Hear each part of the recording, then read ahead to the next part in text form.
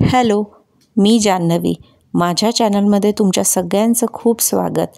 आज मी तुम्हाला दाखवणार आहे ब्रेड कस्टर्ड पुडिंग. याच्यामध्ये जे साहित्य लागतं ते इथे तुम्हाला दिसतंच आहे. यात मी 6 ते 7 ब्रेड घेतले आहे. त्याच्यानंतर अर्धा लिटर दूध घेणार आहे मी आणि त्याच्यानुसार 6 चमचे साखर मी घेतली आहे. आता तुम्हाला गोड कसं आवडतं त्यानुसार साखरेचं प्रमाण तुम्ही कमी किंवा जास्त करू शकता. 1 ते 1.5 चमचा कस्टर्ड पावडर घेतली आहे. ही व्हॅनिला फ्लेवरची कस्टर्ड पावडर आहे आणि ब्रेड शॅलो फ्राय किंवा डीप फ्राय तुम्ही करू शकता. त्यानुसार तूप थोडं जास्त लागू शकतं तुम्हाला. आणि इथे तुमच्या चॉईसचे ड्रायफ्रूट्स तुम्ही घेऊ शकता. इथे मी काजू, बदाम, पिस्ते, मनुके घेतलेले आहे आणि केसराचा पण वापर मी करणार आहे. आता याच्यामध्ये सगळ्यात अधिक वेळ आपल्याला दूध आटवायला लागतो. तर ते आटवण्यासाठी आपल्याला या रेसिपीत सगळ्यात जास्त वेळ लागतो. बाकी गोष्टी आपल्या लवकर होतात याच्यामध्ये.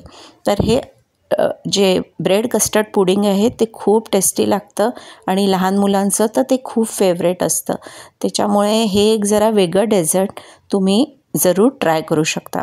याच्यासाठी सगळ्यात पहिले मी अर्धा लिटर दूध तापवायला ठेवलं, आटवायला ठेवलं. त्याच्यामध्ये साखर घातली. त्याच्यानंतर कस्टर्ड पावडर थोडी दुधात मिक्स करून ती पण घातली आणि चांगलं मिक्स करून घेतलं. आणि मग आता हे आटवण्यासाठी थोडा वेळ लागतो आणि ही कस्टर्ड पावडर त्यात छान मिक्स झाली आणि ते दूध छान आटलं कीच खरी चव या पुडिंगला येते. त्याच्यामुळे याला थोडा जरी वेळ लागला तरी त्यामुळे रेसिपीची टेस्ट वाढते. आता थोडं केसरी घालून घेतलं आणि थोडीशी साय पण मी घालून घेतली. त्याने ते अजून टेस्टी होतं आणि हे असं कस्टर्ड तयार झालं. आता ब्रेडचे स्लायसेस करून घेतले. त्यासाठी त्याचे काठ कापून घेतले आणि त्यानंतर तुपामध्ये त्याला डीप फ्राय करून घेतलं. तुम्ही शॅलो फ्राय पण करू शकता, पण डीप फ्राय केल्यामुळे जास्त छान टेस्ट येते.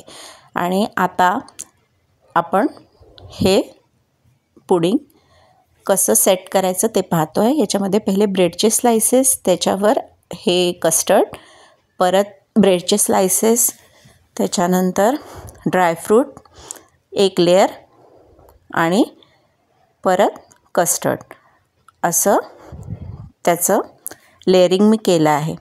आणि ड्रायफ्रूट्समुळे आणि कस्टर्डमुळे हे खूप जास्त टेस्टी लागतं पुडिंग. तर तुम्ही पण हे जरूर ट्राय करून बघा आणि माझ्या चॅनलला सबस्क्राईब करायला विसरू नका.